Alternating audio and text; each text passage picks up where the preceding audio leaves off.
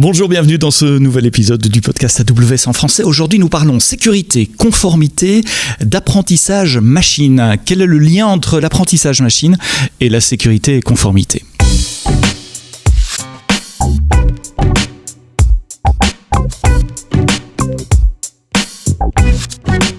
Bonjour, bienvenue dans ce nouvel épisode du podcast AWS en français, enregistré dans des conditions un peu particulières aujourd'hui parce que je suis face à mon invité. C'est la première fois depuis 3 ans, 2 ans en tout cas, que je suis face à quelqu'un, Alexandre Menaille. Bonjour d'être là.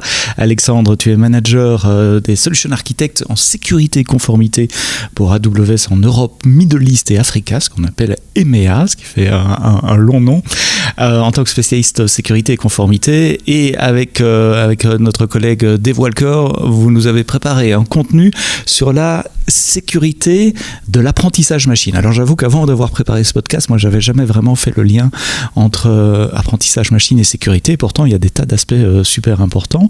Quand on parle sécurité, on commence par les risques. De quels risques on parle ici pour l'apprentissage machine ? Alors bonjour Sébastien, merci de m'avoir invité avec David Walker. Tout commence par l'évaluation des risques pour n'importe quelle application, et les applications qui utilisent du machine learning n'échappent pas à cette règle. Il y a 4 types de risques importants dans les machine learning. Si on peut utiliser le modèle CIA classique de la sécurité. Donc, CIA, c'est pas Central Intelligence Agency. CIA, ça me fait bizarre. C'est confidentialité, intégrité, et le A pour availability, disponibilité, qu'on peut transformer pour le machine learning en accuracy, donc la précision. Donc si tu prends ce modèle CIA, il y a 4 modèles de risques ou 4 risques. Il y a 4 risques. Il y a un risque additionnel à la CIA, enfin adapté au machine learning, c'est le risque juridique dont on parlera un peu plus tard. Donc pour la confidentialité, il s'agit de l'exfiltration des données. Pour l'intégrité, il s'agit de la corruption du modèle et des données. Et pour l'accuracy, donc la précision, si un modèle est utilisé selon l'usage du modèle, on peut être amené à rejeter certaines décisions qui sont fausses, les fameux faux positifs et faux négatifs dans des modèles de classification qui sont très importants pour la sécurité. C'est l'équivalent d'une attaque par déni de service, mais sur de l'AIML. On peut voir ça comme ça ? On peut voir ça comme ça. C'est plus dire, si le modèle est corrompu et si les données d'entraînement sont corrompues, alors mon modèle va faire de mauvaises prédictions, donc le modèle est inutilisable ou inexploitable. Ah oui. On va reparler tout ça en détail, très en détail, mais j'imagine effectivement les attaques où on injecte des données corrompues volontairement de manière à biaiser le modèle. C'est à ça que tu penses ? C'est tout à fait ça. Et ça, ce sont les aspects sécurité de la IML qui m'avaient complètement échappé. Ça a l'air évident qu'on le dit comme ça, mais avant d'avoir préparé ce podcast, je n'y avais jamais pensé. Alors, sur AWS, il y a beaucoup de services à IML, depuis SageMaker et puis tous les services au niveau. Est-ce que tous nos services sont conçus autour de ces... comment je pourrais formuler cette question ? Est-ce que tous ces services adressent ces points de sécurité et de conformité ? Alors, commençons par le risque d'exfiltration des données. Comme tu l'as dit, tous nos services en fait passent par une brique principale qui est le contrôle d'accès, IAM, et le contrôle par organisation, par Service Control Policies, les SCP, où on peut protéger tous les points d'accès, tous les services, tous ceux autorisés et authentifier, tous ceux qui ont accès aux API AWS pour configurer et utiliser nos services. Donc ça, c'est pas différent des services des services AWS de base, comme EC2, comme le réseau, etc. On définit des politiques, c'est-à-dire moi, administrateur d'un compte AWS, je définis des politiques IAM qui définit qui a accès à quoi avec un niveau de granularité extrêmement fin au niveau des API sur les services IAML. Tout à fait. Là, jusque-là, il n'y a rien de nouveau. Rien de nouveau, exactement. Après, en plus de ça, il y a tout ce qu'on hérite de la sécurité des infrastructures. Donc, définir des VPC, définir des private endpoints, protéger l'accès aux données utilisées par les applications ML sur S3. Donc, ici aussi, il n'y a rien de nouveau. On réutilise les mêmes mécanismes qu'on utilise dans les autres services AWS. En plus de ça, SageMaker a une fonctionnalité assez spécifique qui permet de signer les URL d'accès pour pouvoir accéder au service. Donc c'est une fonctionnalité qui est spécifique à SageMaker. Donc là tu parles des URL de endpoint, des modèles qui sont déployés en production pour que n'importe qui puisse pas faire de l'inférence sur le modèle. C'est plutôt les URL d'accès à la console. À la console, d'accord. Donc c'est pour donner accès aux data scientists à la console SageMaker. Donc en plus des contrôles IAM, un contrôle spécifique sur l'URL, sur la manière dont on distribue les URL pour donner accès à la console SageMaker. Exactement, qui s'appelle SageMaker Studio. Oui, l'outil de développement, l'IDE, comme on dit, il n'y a pas de traduction en français pour ça, l'outil de développement intégré de SageMaker. What else? Alors, pour aller un peu plus loin, on peut également regarder l'infrastructure de SageMaker, d'un cluster SageMaker en particulier. Donc, il y a une partie cluster entraînement, cluster inférence. Donc, ces nœuds, entre eux, peuvent utiliser du chiffrement de données en transit, en TLS, entre eux. SageMaker, pour l'accès à ces clusters, utilise un proxy d'authentification et d'autorisation également. Dans un cluster SageMaker, on n'est pas obligé d'avoir accès à Internet. Il y a d'ailleurs des articles... Dans un VPC privé, oui, tout à fait. Dans un VPC privé, il y a un article qu'on va partager qui parle de comment faire le setup sans avoir accès à Internet du tout, en fait, isolé complètement.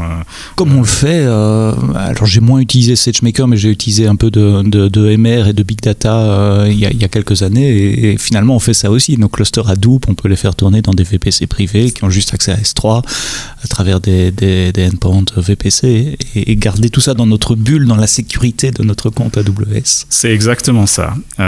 Après, pour les logs, parce qu'il y a des logs qui vont sortir de SageMaker, on peut utiliser CloudWatch. Il y a des mécanismes pour la protection des logs CloudWatch qui peuvent être visibles uniquement à l'intérieur de l'espace de service AWS et pas se filtrer à l'extérieur. Donc, c'est des mécanismes qu'on peut utiliser. Il y a enfin une feature qui est assez intéressante dans Marketplace. Vous savez, dans Marketplace, il y a des fournisseurs de modèles machine learning qu'on peut acheter en tant que client AWS et les utiliser. Et le feature, en fait, permet de faire tourner le modèle dans un compte SageMaker spécifique qui est différent du compte du fournisseur et du client qui achète le modèle. Comme ça, on fait une double protection. On protège le client pour éviter que ces données soient exfiltrées au fournisseur du modèle, mais on protège également le fournisseur du modèle en termes de propriété intellectuelle pour que le modèle ne soit pas copié par le client utilisateur de ce modèle. Donc c'est un feature qui est quand même assez intéressant. Et je rappelle que Marketplace, c'est une possibilité que vous avez d'acheter ou d'essayer, tout n'est pas payant sur Marketplace, des EMI, des instances de C2 préconfigurées avec différents logiciels déjà installés, dont des modèles pour certains fournisseurs, des modèles d'AML pour certains fournisseurs de solutions AML. Donc ça, ce sont les contrôles sécurité et les mécanismes de sécurité qu'on peut mettre en place. Certains sont mis en place par défaut par SageMaker quand on l'utilise, certains peuvent être configurés comme les règles d'accès IAM. Est-ce qu'il y en a d'autres? Est-ce qu'on en a loupé d'autres ou... Alors, pour aller un peu plus loin, on peut même parler de comment protéger les pipelines, en fait, des modèles. Ah, le fameux MLOps. Alors, les MLOps, on reviendra un peu plus tard dessus, mais il y a un article qu'on va inclure également dans les annexes qui parle de maintenir une copie du code et des dépendances, en fait, des packages de dépendances localement dans Code Artifact pour éviter que le code du modèle ou d'entraînement utilise des dépendances sur Internet. Je crois que je vais refaire un podcast entier sur ce point-là. C'est ce qu'on appelle les supply chain attaques pour le moment, qui sont extrêmement sensibles parce qu'il y a plein d'histoires qui sortent dans la presse, pas sur AWS, mais de tel ou tel fournisseur qui s'est fait attaquer. Et ce sont toutes ces dépendances qu'on utilise parfois sans le savoir dans le code parce qu'on utilise une librairie open source qui utilise quelque chose et sans nécessairement vérifier d'où ça vient d'un repository GitHub quelque part et sans contrôler les versions, les changements qui sont faits. Et tu es en train de me dire ça s'applique à la IML également, parce que finalement, tout à fait. Un pipeline MLOps, c'est pas très différent d'un pipeline DevOps traditionnel. Oui, les bonnes librairies sont connues, sont utilisées par tout le monde et la plupart du temps, c'est de l'open source. Donc, voilà. Et là, sans rentrer dans les détails, la protection, c'est de dire je prends une version saine, connue, qui a été vérifiée par mon équipe InfoSec et je la mets dans un repo privé et plutôt que faire un npm install qui va chercher ça sur Internet sans savoir ce que c'est. Exactement. On va chercher son package à soi. Ce package-là, qu'on a bien vérifié, on est sûr que toutes les applications utilisent le même package et s'il y a des vulnérabilités, en fait, le périmètre en fait, des vulnérabilités est beaucoup plus maîtrisé parce qu'on n'a pas des versions différentes de ce même package utilisé par des applications différentes. Ok, je vais arrêter de parler de ça parce que voilà. Ça me passionne ce sujet-là et je crois vraiment qu'on va se concocter un épisode du podcast juste sur les supply chain attacks. D'ailleurs, il y a un service AWS, il y a un repository privé d'artefacts qui a été lancé, Reinvent Code Artefact, ça te dit quelque chose? Non, je vais essayer, je sais plus, je me souviens plus du nom, mais il me semble qu'on a un service de repository privé, je vous mettrai ça évidemment dans les notes du podcast. Donc tu parlais MLOps, pardon pour la digression. Voilà, donc il y a des risques un peu plus, je dirais, humain, par exemple le copier-coller. Si on est data scientist ou développeur et on est en train de travailler sur un modèle en particulier, un code en particulier ou des données en particulier, on peut copier et coller les données. Donc pour se prémunir, il vaut mieux utiliser des machines workspaces qui peuvent limiter ce genre d'exfiltration, je dirais.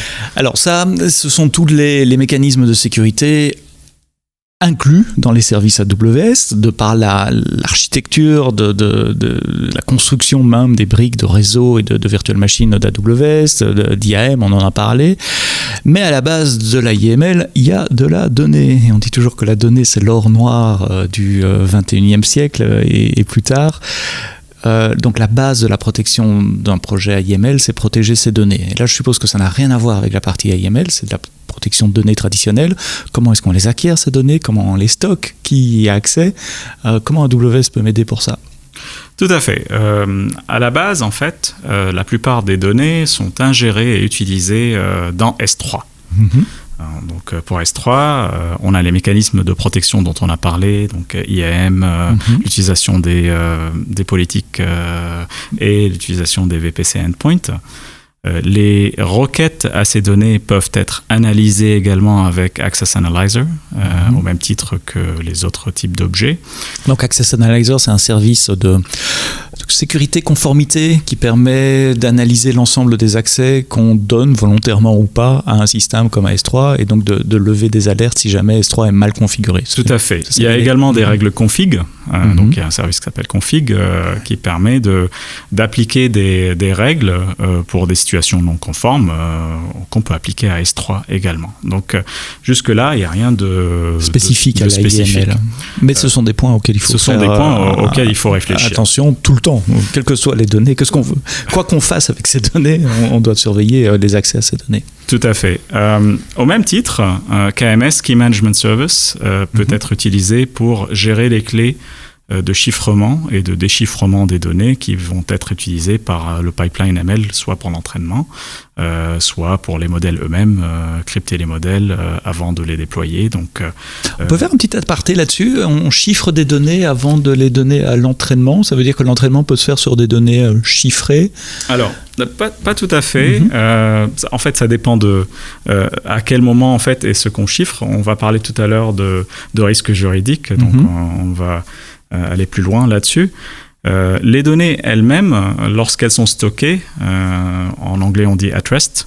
Ah oui, donc c'est quand les données sont au repos sur le disque, c'est le chiffrement bas niveau, au niveau de bloc du disque, d'accord. Il faut les protéger. Donc il vaut mieux les protéger.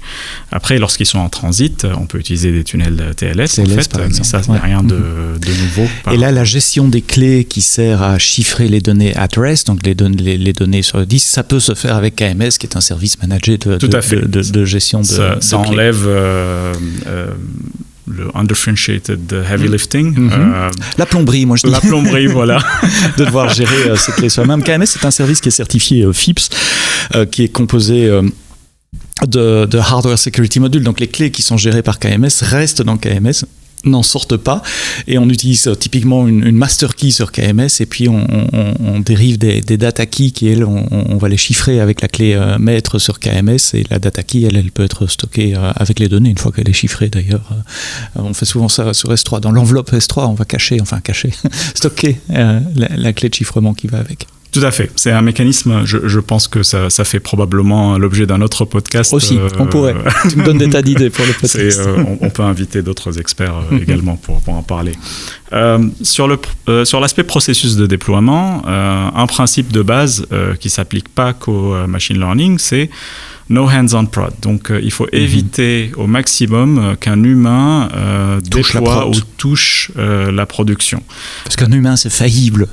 Un humain, c'est pas fiable. On peut faire des erreurs intentionnellement ou non intentionnellement, enfin sans intention de nuire. C'est important ce que tu dis là, et ça s'étend au-delà de la IML. Hein. C'est un principe que je répète depuis des années chez AWS. C'est pas d'accès à la production, c'est des instances immutables. Tout doit être automatisé, scripté. Un humain ne doit pas avoir accès à la production, et ça s'applique au machine learning également. Tout à fait. Il y a des exceptions, bien sûr, quand il y a des choses exceptionnelles qui arrivent. C'est plutôt all hands on deck. Il faut sauver les meubles. Dans ce cas, on peut pas y échapper. Je vous mettrai les notes d'un autre podcast qui a eu il y a quelques mois, où justement on parle de ces exceptions et du drift, c'est-à-dire les déviations de conformité ou de configuration entre la prod et l'image qu'on se fait de la prod par les scripts d'automatisation. À cause de ces exceptions, on va mettre les mains dans le cambouis de temps en temps parce qu'il y a une urgence en prod à régler. Et puis après, il faut être capable de détecter ces différences et d'y remédier. Je vous mettrai les liens évidemment vers cet épisode dans les notes du podcast. Pardon, je t'ai interrompu. Il n'y a pas de problème. Il n'y a pas de problème. Il y a des cas légitimes où on a besoin de copier des données de la production, comme par exemple pour développer des modèles. Les data scientists ont besoin d'un dataset ou d'un ensemble de données représentatif de la réalité pour améliorer ou optimiser le modèle. Mais même ça, on peut automatiser. D'ailleurs, on en parlera un peu plus tard. Si on traite des données sensibles, personnelles, il vaut mieux mettre des mécanismes d'obscuration ou d'obfuscation ou tout simplement de filtrage des données sensibles avant que les data scientists ou les développeurs touchent ces données pour tester et développer leur modèle. L'anonymisation, par exemple. L'anonymisation, merci beaucoup. C'est pas facile à prononcer, mais ça consiste à enlever mon nom, par exemple, d'un dataset et le remplacer par user 1, 2, 3, et voilà, et sans garder de correspondance entre user 1, 2, 3 et Seb. Quels sont les autres moyens qu'AWS met à ma disposition pour protéger les datas? Donc là, on a parlé du stockage adresse, des moyens de contrôle d'accès, notamment sur S3, du script et de l'automatisation du management de ces données. Tout à fait. Après, on peut rendre les données non modifiables ou non mutable, immutable, mais c'est pas forcément une très très bonne idée, et on va voir pourquoi juste après. Pourquoi? Alors il y a des risques juridiques. Ah d'accord, ok. On va parler. J'ai une question sur l'aspect juridique justement après, mais c'est vrai que quand on rend les données non mutables, read-only, ça empêche toute une série d'attaques de quelqu'un qui pourrait avoir accès aux données d'une certaine façon et qui change de dataset pour introduire volontairement du biais dans du machine learning. Exactement, c'est exactement soit pour nuire, donc rendre le modèle inefficace ou entraîner sur de mauvaises données, soit pour introduire une vue idéologique de comment biaiser un modèle. Je cherche un exemple qui pourrait être, je sais pas, un exemple bancaire, financier, de modèle d'analyse de risque pour une demande de crédit. On pourrait imaginer que un groupe quelconque veuille influencer ça pour favoriser ou défavoriser tel groupe de personnes. Enfin, voilà, il peut y avoir des raisons idéologiques, politiques derrière. Tout à fait. Tiens, j'ai une question super naïve qui me vient comme ça pendant qu'on parle. Les responsables de la sécurité et compliance avec lesquels tu travailles sont des gens qui sont payés pour être paranoïaques et pour penser à toutes ces risques. Est-ce que dans tout ce qu'on a parlé là, est-ce que ce sont des risques ou est-ce que ce sont des vecteurs d'attaque qu'on observe aujourd'hui dans les sociétés? Est-ce qu'il y a des exploitations connues autour du machine learning aujourd'hui dans le monde? Moi, je dirais que c'est au même titre de n'importe quelle application, en fait. Toute application qui tourne quelque part, soit on-prem, soit sur le cloud, est sujette à attaque. Du moment où une entreprise a des intérêts économiques, politiques, etc., elle peut s'exposer, elle doit se protéger. Une politique d'évaluation, ça commence toujours par une politique d'évaluation des risques et d'identification des risques. L'acceptation des risques ou la mitigation des risques par des contrôles de sécurité.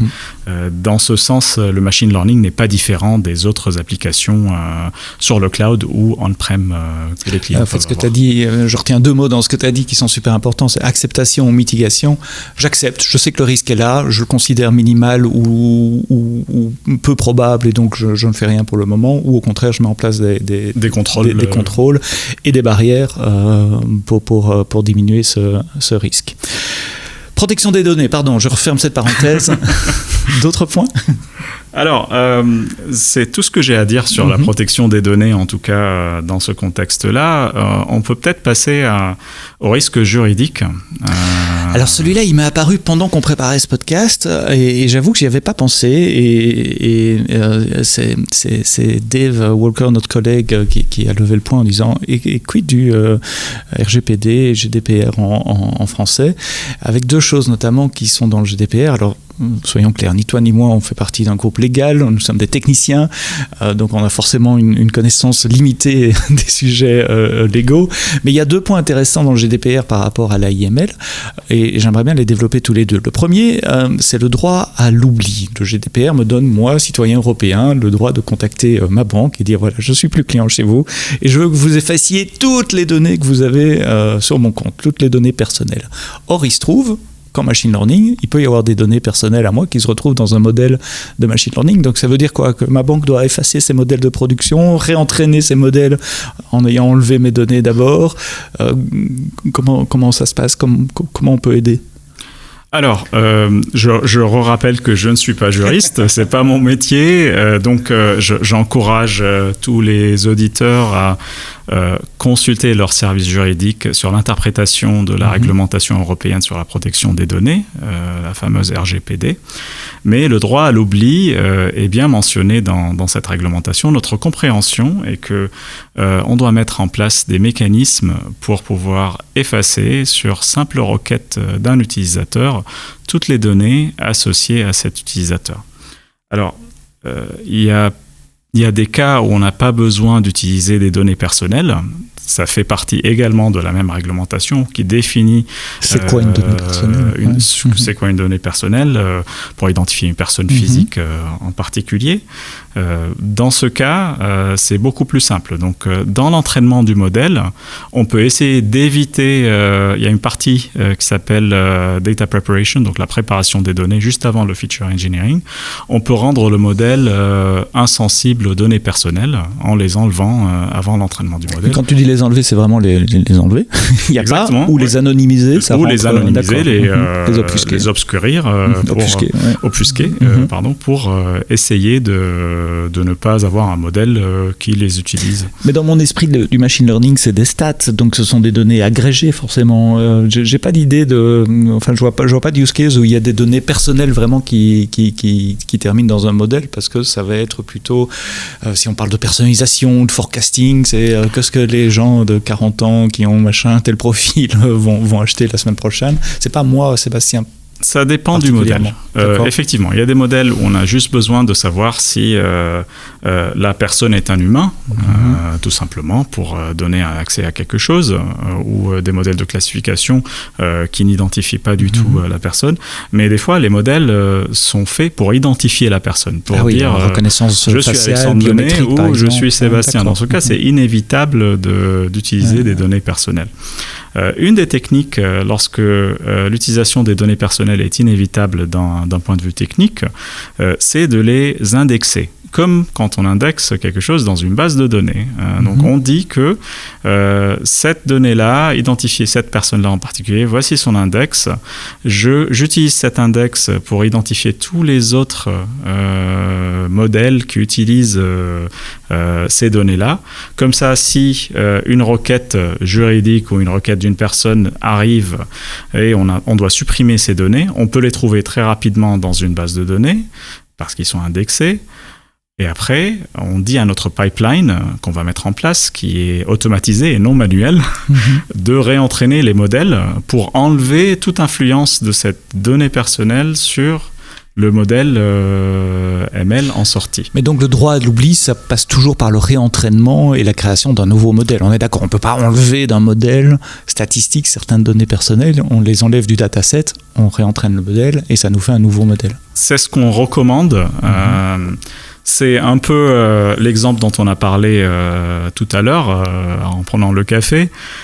Si le modèle pense, d'après un commentaire que j'ai ajouté, que j'aime bien les pizzas, et je décide de supprimer ce commentaire, est-ce que le modèle va toujours me classifier en quelqu'un qui aime les pizzas ou pas? Le pizza lover, exactement. Donc c'est exactement ce dont on parle. C'est pour ça qu'il vaut mieux réentraîner les modèles pour supprimer toute trace, non seulement des données personnalisées ou les données personnelles, mais également des décisions que ce modèle va prendre en fonction de ces données. Dans le GDPR, il y a aussi ce droit à l'explication. Je demande un crédit à ma banque. Je suis obsédé par les crédits pour le moment. Peut-être une question personnelle. Je demande un crédit à ma banque me l'autorise ou me le refuse. Et il se trouve que la banque utilise des algorithmes de machine learning pour déterminer leur niveau de risque et donc de prendre cette décision. En tant que client européen, j'ai le droit de demander à la banque pourquoi mon crédit a été refusé ou pas. Et donc ils doivent être capables de m'expliquer quels sont les facteurs qui ont influencé leur décision. Quel est l'impact en matière de la IML et surtout de sécurité de conformité sur la IML? Alors effectivement, j'invite encore une fois nos clients à consulter avec leur service juridique ces cas-là, en particulier ce que la législation dit et ce qu'il y a eu en termes de jugement, en tout cas dans l'Union européenne, si on parle de ce contexte-là. Mais il y a des techniques à l'étude et même publiées pour savoir quelle est la corrélation entre les données d'entrée et puis ce que le modèle va me donner. Une technique qu'on appelle Sharply Additive Explanation ou SHAP et qui peut être utilisée. Toutefois, ça correspond à quoi? C'est quoi l'idée? Ça marche comment, monsieur? Alors, je ne suis pas un expert, c'est là où j'aurais besoin de Dave Walker pour m'expliquer un peu plus, mais c'est vraiment une corrélation. Dire que si je change les données d'entrée ou si je donne des données d'entrée particulières, est-ce que ça va influencer ma décision ou comment cette décision peut changer si, par exemple, j'habite à l'ouest de la région parisienne ou si j'habite à l'est de la région parisienne, est-ce que mon crédit a plus de chances d'être accepté ou pas? Alors, je prends cet exemple, mais ça peut être n'importe quel autre exemple. Et oui, si je me souviens bien, il donne également la pondération de chaque argument. Par exemple, l'adresse compte pour 60% dans la décision, le niveau, je sais pas moi, l'âge compte pour autant de pourcents dans la décision. Et ça, c'est le genre d'output qu'on peut avoir aujourd'hui en utilisant des outils SageMaker ou des outils AIML en général sur AWS. Tout à fait. On a en fait un service qui s'appelle SageMaker Clarity qui utilise le modèle SHAP et qui nous permet justement de calculer cette influence. Je vous mets les liens dans le note du podcast SageMaker Clarity. Donc si vous êtes impacté par ce besoin d'explication, et a priori on l'est de plus en plus, ne fût-ce que par le cadre légal dans lequel nous évoluons, jetez un coup d'œil sur ce service-là. Voilà, dernière chose sur SHAP, il ne s'applique pas à tout. Il s'applique à des choses en particulier, à des types de modèles en particulier. Donc, c'est bien connu des cercles ML, donc il vaut mieux se renseigner avant de l'utiliser. Encore un rappel pour bien consulter vos avocats avant d'avoir à faire un jugement de ce type de problématique. J'aimerais quand même revenir un peu aux données personnelles parce que c'est la clé de voûte en fait de cette discussion en termes de protection. On peut éviter également d'utiliser les données personnelles si votre juriste vous dit écoutez, non, on ne peut pas utiliser les données personnelles, c'est impossible, désolé. Il y a des entreprises en fait qui créent des données synthétiques. Qui sont pas basées sur des vraies personnes, des vraies données, mais c'est des simili en fait de personnes ou de données personnelles. Dans certains cas, ça peut être utile pour votre modèle si vous voulez l'entraîner. Après, pour tester, effectivement, c'est inévitable d'utiliser des données réelles pour savoir si le modèle marche ou marche pas. J'ai vu ça il n'y a pas longtemps, et je me souviens plus où, effectivement, des algorithmes de machine learning qui génèrent des données pour entraîner des modèles. Donc, ils génèrent des fausses données, mais qui sont statistiquement similaires à des données réelles de prod, de manière à pouvoir beaucoup plus facilement et beaucoup plus rapidement entraîner des modèles et tester des modèles, là où parfois la génération la collecte de données de prod est très, très compliquée. Et là, tu apportes un autre angle en disant, ben voilà, c'est aussi une technique qui pourrait être utilisée pour anonymiser anonymiser d'emblée les données pour entraîner les modèles. Il y a une autre technique qu'on appelle en anglais differential privacy, qui modifie les données à caractère personnel suffisamment pour qu'elles soient plus personnelles. Pour qu'elles soient plus personnelles, où on peut plus retracer en fait le lien avec les données personnelles de base. Et donc ça se place quoi, entre l'obfuscation et le chiffrement? Je voudrais pas caractériser, mais en tout cas, on peut inclure également dans les annexes un article d'Amazon Science qui donne des détails sur comment on peut minimiser cette dégradation, en fin de compte, de la précision des données personnelles. La dégradation du modèle due à cette anonymisation à moins de 3% de l'accuracy, de la précision du modèle à la fin. Excellent blog Amazon Science, je vous recommande chaleureusement beaucoup d'articles de fond, de recherche fondamentale sur ces sujets-là. Après, il y a également la méthode classique d'utiliser des moyennes, des averages, mais c'est pas très recommandé parce que ça peut rendre le modèle complètement inefficace et inexploitable. Donc à tester les différentes techniques pour anonymiser vos datasets avant d'entraîner les modèles. Peut-être la question à se poser avant, c'est a-t-on vraiment besoin de données personnelles dans son modèle? Et tu avais répondu à cette question en disant ça dépend, ça dépend des use cases, mais c'est vrai que souvent on n'en a pas besoin. On a parlé de la protection des données, on a parlé de ces aspects légaux des données. Est-ce qu'il y a des points spécifiques en matière de sécurité pour l'entraînement et le test des modèles également? Alors, toujours sur l'anonymisation, il faudra quand même qu'on parle de quelques services AWS qui nous permettent d'anonymiser les données si on en a besoin. Donc, pour les données de type textuel, on a AWS Glue Data Brew ou SageMaker Data Wrangler ou Macy's qui peuvent détecter les données à caractère personnel. Alors là, je t'arrête 2 secondes. Data Brew et SageMaker Data Wrangler, moi je les mets dans la même case, c'est le même genre de service qui fait la même chose. Ce sont des services qui aident à préparer un dataset. Le premier sous l'angle plutôt Data Brew, c'est plutôt dans le contexte de traitement plutôt Spark, Hadoop, etc. Et SageMaker Wrangler, c'est plutôt dans le contexte. Il est dans l'idée SageMaker Studio, donc c'est plutôt dans le contexte AIML, bien qu'ils soient tous les deux interchangeables. Disons. On peut utiliser les mêmes données en fait, en sortie de l'un ou de l'autre. Mais si, c'est différent. Ça, c'est un service qui sert à identifier les données personnelles et lever des alertes si potentiellement il détecte que tiens, attention, dans ce dataset-là, il y a des données personnelles. Et on peut développer des fonctions lambda qui vont. Il faudra que je retrouve l'article qui parle justement de comment remédier automatiquement à ces findings de Macy pour aller supprimer ou anonymiser des données personnelles détectées. Il n'y a pas que des données textuelles, il y a des données aussi non textuelles, comme des images. Et dans ce cas, on peut utiliser deux services comme Textract et Recognition également pour la même chose. Alors Textract est capable, comme le nom l'indique, d'extraire du texte à partir d'images, typiquement des formulaires qui ont été scannés. Et Recognition permet de reconnaître des images, mais il reconnaît aussi du texte dans des images. Donc s'il y a des données personnelles, vous prenez une photo d'une carte de visite par exemple, Recognition est capable d'aller extraire le texte qui est... Exactement. Je parlais vraiment de la donnée brute en entrée. Est-ce qu'on la reçoit sous forme de texte? Et dans ce cas, on utilise SageMaker, Data Wrangler ou Glue Data Brew, même si c'est une autre catégorie.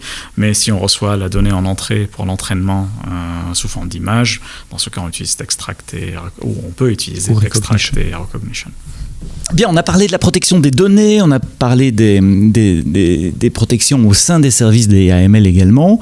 On a brièvement parlé des MLOps et de la protection du pipeline. Revenons un peu plus en détail sur la protection, ou d'abord le type de risque et puis les protections qui peuvent y être assignées pour la partie training et testing du modèle. Est-ce qu'il y a des choses qui sont spécifiques à l'AML dans ce contexte-là ? Alors, les risques sont les risques de corruption. On a parlé des risques d'exfiltration des données. On va parler plus sur les risques de corruption. Le premier principe qu'on a déjà mentionné, c'est la séparation des comptes. Donc, on peut avoir un compte de développement du modèle qui est utilisé par les data scientists ou les développeurs.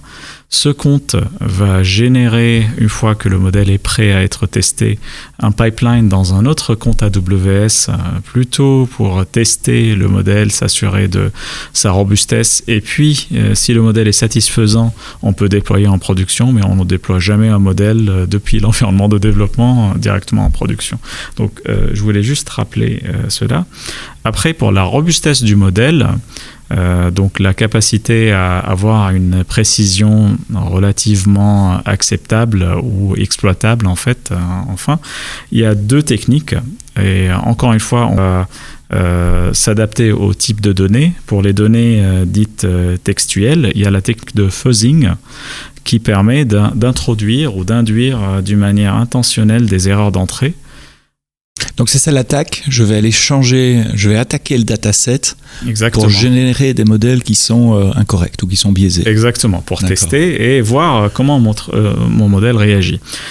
OWASP, qu'on va inclure dans l'annexe de ce podcast, a une bonne page sur la technique de fuzzing qui est utilisée dans les API par ailleurs. En fait, c'est pas spécifique au ML. Et donc c'est introduire des mauvaises données dans le dataset d'entrée. C'est une attaque sur la donnée. Plutôt dans les tests pour savoir comment mon modèle réagit. D'accord. Plus ou moins. La deuxième technique pour les données non textuelles, c'est l'utilisation de ce qu'on appelle le Generative Adversarial Networks. Les GAN. Les GAN. Il y a des phénomènes optiques naturels qui peuvent induire en erreur certains modèles d'analyse. Et c'est bien connu et ça a bien été recherché dans la communauté. Si vous allez sur GitHub et vous cherchez Natural Adversarial Examples, vous pouvez trouver ce genre de... J'essaie de comprendre ça en contexte. Ouais. Ça veut dire qu'on peut générer des images dans le contexte d'un GAN qui volontairement introduirait le modèle de reconnaissance, par exemple, en erreur. Générer ou utiliser, des images, avec des déjà artefacts lumineux ou des artefacts de pixelisation, etc., qui sont faits pour planter mon modèle de reconnaissance et donc générer des faux positifs ou des faux négatifs. Exactement. En fonction de ce qu'on veut faire. Petite parenthèse sur le GAN, je crois que j'en ai déjà parlé dans un autre épisode du podcast, donc ce sont des applications des réseaux neuronaux à plusieurs étages qui permettent en général de créer quelque chose. Quand on entend de la musique créée par une intelligence artificielle, c'est assez à la mode pour le moment, les deepfakes en vidéo, les images de visages qui sont composées de gens qui n'existent pas, ça c'est le champ d'application des GAN. Exactement. Une autre source pour ce genre de cas, c'est Constructed sur objectnet.dev également. Si on cherche Constructed, on peut trouver justement des fakes qu'on peut passer au modèle de détection d'images et puis voir si notre modèle donne de bonnes ou de mauvaises décisions en fin de compte. Et donc, comment on peut se protéger contre tout ça? Contre le training, c'est la protection des données dont on a parlé avant. Ça passe. Donc là, c'est pas vraiment spécifique. C'est le réentraînement du modèle, le parameter tuning, tout ce qui est fait en fait par les data scientists et les développeurs pour avoir un modèle. Pour enlever la sensibilité au modèle à ces mauvais inputs. Ou le rendre, selon le point de vue dont on se positionne, le rendre un peu plus précis. Et ça veut dire que la recommandation concrète alors pour les gens qui nous écoutent, c'est si vous êtes sensible à ce genre de risque, c'est quelque chose que vous devez planifier dans vos jeux de test. Exactement, c'est à ça que je voulais en venir. Ok, d'accord. Ça c'est training et test. Une fois que le modèle est déployé en production, là on retombe sur la protection des endpoints. Ça c'est une protection d'API assez traditionnelle. Me trompe-je? Non, c'est exactement ça. Donc encore au niveau organisationnel, on peut utiliser des SCP pour empêcher les opérations de copie, de modification, de suppression. Du modèle lui-même. Donc les SCP, ce sont des règles appliquées au niveau de l'organisation, au niveau du compte, des règles IAM. Exactement. Modulo, le droit à l'oubli, dont on a parlé un peu plus tôt. Ah oui, parce que si je rends mon modèle immutable, du coup, je peux plus supprimer les données et ça peut effectivement être un requis. Ah oui, donc là, on a deux principes qui rentrent en conflit l'un avec l'autre. Tout à fait. D'un côté, pour le GDPR, ça serait bien que ça soit mutable, qu'on puisse le modifier. Et de l'autre côté, parfois, pour se protéger de certaines attaques, ça serait bien que ça soit donc immutable. Bien verrouillé, mais pas trop. D'accord. C'est mettre le curseur au bon endroit. Comment on appelle un modèle, une application cliente qui appelle un point d'inférence? C'est un appel API classique finalement.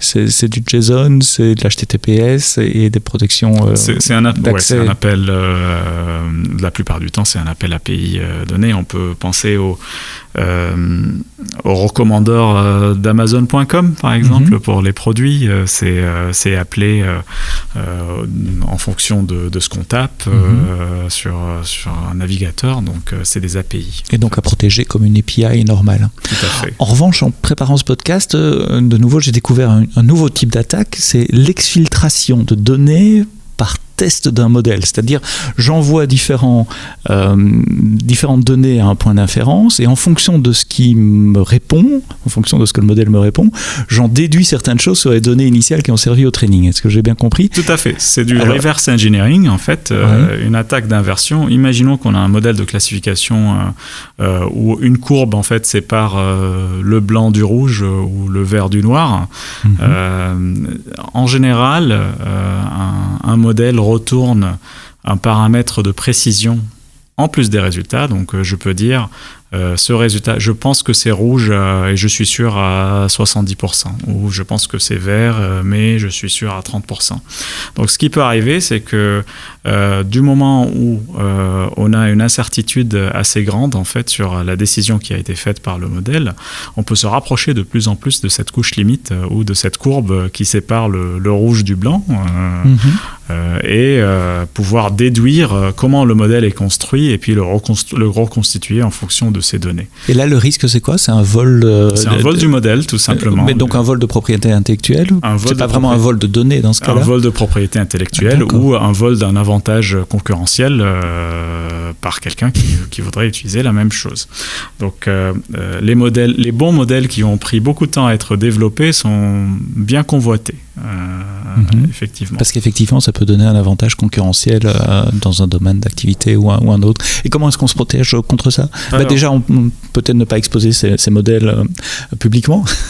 Alors, il y a une technique en fait qui est assez connue de rate limiting. En fin de compte, ce type d'attaque est basé sur le trial and error. Ouais. C'est un petit peu comme essayer de craquer un chiffre, ou un algorithme de chiffrement qui n'est pas très fort. On essaye plusieurs fois et puis en fonction du nombre de requêtes qu'on fait, on devine plus ou moins quelle est la clé. Là, c'est la même chose. Donc, au lieu d'avoir l'endpoint de SageMaker directement exposé, je dirais, on peut utiliser API Gateway et une fonction lambda qui contrôlerait l'accès à ce type de modèle. Et comme ça, on peut contrôler le taux en fait, des requêtes ou l'incidence des requêtes pour dire très bien, là il y a 1000 requêtes par seconde, c'est pas normal, c'est pas exactement ce que le modèle a été fait, pourquoi le modèle a été fait, donc on peut freiner ce genre de choses. C'est une protection standard dans API Gateway, le rate limiting, il y a rien, enfin il y a juste la configuration, il n'y a rien à coder dans API Gateway. Ouais. D'ailleurs, ça n'a pas une... J'extrapole, donc dis-moi si je divague ou pas. Il peut y avoir une composante attaque de coût également, parce que appeler un endpoint, il y a un coût pour ce coût d'inférence, et donc ça pourrait être aussi un denial of budget service. Donc mettre du rate limiting, ça reste une best practice. Oui, effectivement, c'est une très bonne remarque. Ça peut également rendre un service très très cher en fait pour un client. Best practice, c'est pas de ne pas exposer ces modèles, ces points d'inférence sur Internet de toute façon, et si on doit le faire, mettre les bonnes protections devant, comme n'importe quel API finalement. Pour faire du rate limiting, effectivement. Ceci est quand même à équilibrer avec des requêtes légitimes. Si c'est un recommandeur, je reprends encore l'exemple d'Amazon.com, si on fait du rate limiting sur Amazon.com, en fait, en fonction il y aura beaucoup de requêtes légitimes qui sont bloquées. Oui, si on fait ça le Black Friday, il faut être certain d'accepter le risque taux. Ou le... Ouais. effectivement. Donc c'est toujours à équilibrer. Une autre technique en fait qu'on peut utiliser pour se prémunir de ce type d'attaque, c'est l'injection intentionnelle ou la modification intentionnelle de la précision. Plus on se rapproche de la courbe, si je reprends mon exemple de tout à l'heure entre rouge et blanc, c'est une courbe qui sépare la classification en fait, ou le modèle de classification, on peut biaiser par la même technique, donc en interposant une fonction lambda entre le modèle et l'utilisateur pour modifier la précision ou pour modifier le... Attends, tu es en train de me dire que pour éviter d'exfiltrer des données, enfin de la connaissance du modèle, on va volontairement dégrader la précision du modèle. Donc la fonction lambda interroge le modèle répond quelque chose avec une précision super bonne parce que j'ai un super bon modèle. Super mauvaise en fait. Oui, dans les deux sens. Oui. Et volontairement gérer un peu de bruit statistique là-dedans. Tout à fait. Mais du coup, c'est pour tous les clients, y compris les clients légitimes. Y compris les clients légitimes. Après, c'est une technique comme une autre. Est-ce que c'est acceptable? Est-ce que le modèle est toujours utilisable? Est-ce que c'est la précision qui est importante pour le client final ou est-ce que c'est la décision elle-même qui est importante pour le client final? Donc, toujours à regarder de cet angle-là. Si vous êtes data scientist, que vous nous écoutez, que vous avez passé des nuits à fine-tuner vos milliards de paramètres, sachez qu'il y a un développeur derrière qui va peut-être diminuer intentionnellement la précision de votre modèle. Si c'est ça le prix pour protéger la propriété intellectuelle, pourquoi pas, je dirais. Après, on a parlé beaucoup de modèles qu'on appelle statiques, où on entraîne le modèle une fois, on le déploie, et puis on l'utilise pendant un certain moment. Il y a aussi des modèles dynamiques, où si je peux utiliser le terme dynamique, en anglais on dit continuous learning, où le modèle apprend au fur et à mesure. C'est le modèle qui apprend au fur et à mesure ou on réentraîne au fur et à mesure? On réentraîne plusieurs fois par jour. On réentraîne en fonction des données qui sont entrées par les utilisateurs, et puis est-ce que c'est une bonne ou une mauvaise décision. Donc le modèle s'adapte au fur et à mesure. Et il y a une attaque qui s'appelle attaque de type Sybil, et cette attaque consiste à empoisonner l'entraînement du modèle ou le réentraînement du modèle en injectant intentionnellement des données, de mauvaises données. Je prends un exemple, on connaît tous la page de Google de recherche qui nous suggère des mots après avoir tapé le premier mot. On pourrait imaginer une armée de robots qui va taper des fausses requêtes de recherche pour biaiser les suggestions faites de mots. C'est ce genre d'attaque-là Tout à fait. On est en en saison d'élection. Oui, c'est à ça que je pensais. Je voulais pas le dire, mais oui. Mais bon, voilà, on peut ne pas aller dans le détail, mais effectivement, c'est ce type d'injection intentionnelle de données pour biaiser le modèle dans un sens ou dans l'autre, soit pour nuire, soit pour injecter une idéologie donnée dans le modèle. Et comment on se protège contre ça ? Je reviens toujours avec ma même question. Oui, c'est bien de connaître qu'il y a un risque, mais qu'est-ce que je peux faire pour me protéger ? Alors, il y a une technique assez intéressante qui consiste à interposer un modèle statique à l'entrée qui sait détecter ce genre de biais à l'input. Donc, ce modèle statique que je peux entraîner intentionnellement avant de déployer mon modèle dynamique, qui va détecter de l'input si c'est un bon ou un mauvais input pour l'entraînement. Et qui va passer l'input au modèle dynamique que s'il a été... C'est comme un filtre finalement. Exactement, c'est un filtre. On utilise Exactement. On utilise deux modèles en série, plus ou moins. Le premier modèle, il va filtrer les mauvaises entrées au départ, et puis il va les passer au deuxième modèle plutôt dynamique pour être traité pour l'apprentissage et puis l'adaptation. Il y a également un service AWS qui s'appelle SageMaker Drift Detector pour comparer les réponses du modèle à d'autres modèles élaborés auparavant. Donc si on a un drift entre les réponses du modèle il y a une semaine ou il y a un an, avec ce qu'on obtient aujourd'hui, on peut utiliser SageMaker Drift pour détecter ce biais. C'est marrant que tu introduises SageMaker Drift parce que moi je le voyais comme un outil d'aide à la précision de mon modèle. Dire voilà, si au fil du temps mes données sur lesquelles j'ai basé mon entraînement diffèrent de données de la réalité, ou c'est plutôt l'inverse, c'est les données de la réalité qui vont au fil du temps dériver par rapport à mes données d'entraînement, ben, il se passe un drift et je vais être prévenu et je vais réagir, etc. Donc je voyais ça comme un outil de précision. Et toi tu l'as introduit dans un contexte, un outil de sécurité, et cette approche me semble assez intéressante. Donc SageMaker Drift Detector, si je me souviens bien, c'est ça ? SageMaker Drift Detector, exactement. Il faut quand même noter que là c'est pour éviter que le mal soit fait, mais manque de chance, on réussit quand même à biaiser le modèle et maintenant il faut faire quelque chose. Et si on n'avait pas pris des snapshots en fait de notre modèle dynamique pour les redéployer ou pour revenir, c'est vraiment l'approche classique de backup et restore, et ben on peut pas très rapidement revenir à un état acceptable. Donc et là SageMaker peut m'aider aussi parce qu'évidemment un modèle c'est un fichier, donc au pire des cas j'ai du versionning sur mes fichiers S3 etc. Mais c'est peut-être un peu lourd. Il y a peut-être un moyen plus haut niveau de jouer avec ça. C'est une très bonne idée de prendre des snapshots effectivement du modèle et de les conserver dans le temps pour pouvoir les redéployer derrière pour faire face à une situation empoisonnée, on va dire. Intéressant parce que dans toute cette conversation, la trame reste beaucoup de choses. C'est de la sécurité classique, contrôle d'accès, contrôle de version, automatisation, etc. Et puis il y a certains aspects plus spécifiques, vraiment liés au modèle de données, au point d'inférence, d'extraction de connaissances de données. Et donc je dirais 80-85% qui sont finalement du bon sens, sécurité classique. Tout à fait. Et puis il y a cette touche vraiment spécifique à la IML. Si les gens qui nous écoutent veulent aller plus loin et veulent en savoir plus, quels sont, où est-ce qu'on peut les guider ? Alors on peut inclure guider. Enfin il y a un article qui a été publié dans Quanta Magazine il y a quelques années qui parle de modèles qui ont été entraînés en fait pour détecter des objets dans une salle, et puis après on a mis un éléphant, elephant in the room, au sens littéral du terme.